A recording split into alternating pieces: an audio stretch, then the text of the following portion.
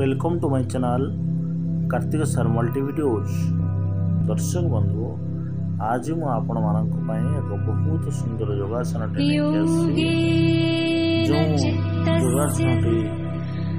समस्त लाभदायक। दर्शक बंधु, आपण मानक विशेष वीडियो शेष पर्यंत दर्शक बंधु, योगासन नाम कटी उत्तानासन। ये योगासन नाम कटी उत्तानासन।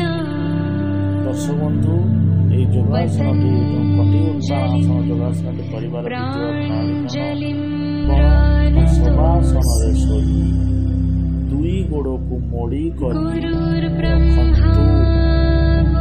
हाथ को दुई पार्श्व लंबाई रखंतु।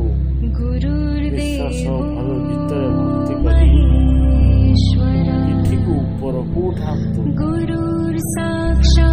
नितंब ओ कांध नितंब जन पिचा बा कांध ऊपर लगे। पुनश्च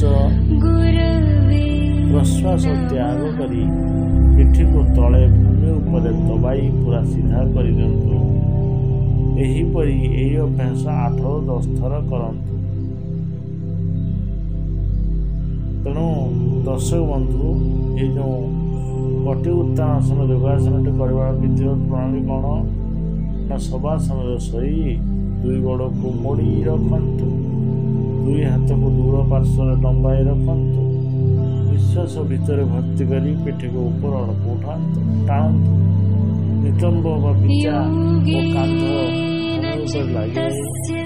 पुनश्च प्रश्वास त्याग करी पिठी को तले भूमि ऊपर दबाई पूरा सीधा कर 8-10 थर करंतु। ये कटी उत्तानासन स्लीप डिस्क सियाटिका एवं अंटा व्यथार विशेष कौन स्लीप डिस्क सियाटिका अंटा व्यथार विशेष। आज आपण योगासन लेके आसबार उद्देश्य कौन आपण समस्ते योग करेंगे एवं निरोग मध्य। दर्शक बंधु, योगासन नाम कटी उत्तानासन। कटी उत्तानासन माने कटी माने अंटा, उत्तानासन उठे। तो से योगासन नाम कटी उत्तानासन। योगासन परिवार विधि प्रणाली सब कौन भल भाव अनुसरण करते प्रणाली भल शुणु।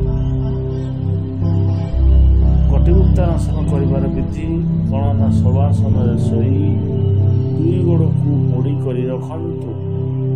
दुई हाथ को दुई पार्श्व लंबाई रखंतु। विश्वास भीतर भक्ति करी पिठी को ऊपर आड़क टाणंतु। नितंब व पिचा और कांध भूमि ऊपर लगी रहिबो। पुनश्च प्रश्वास त्याग करी पिठी को तले भूमि ऊपर दबाई पूरा सीधा कर दियंतु। यही अभ्यास 8-10 थर। दर्शक बंधु, यही कटी उत्तानासन नाम कटी उत्तानासन योगासन लाभ कौन स्लीप डिस्क सियाटिका और अंटा व्यथार विशेष लाभ। तेणु दर्शक मन मन रखंतु योगासन कटी उत्तानासन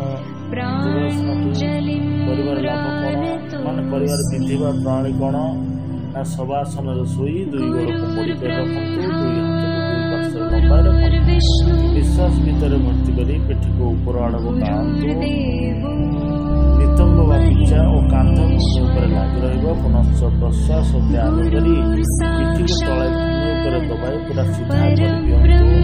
एहीपरि अभ्यास 8-10 थर करंतु। स्लीप डिस्क सियाटिका एवं अंटा व्यथार विशेष उपयोगी। आपने यदि इसी तरह योगा वीडियो देखना चाहते हो तो मेरे चैनल को को सब्सक्राइब करो। Thank you.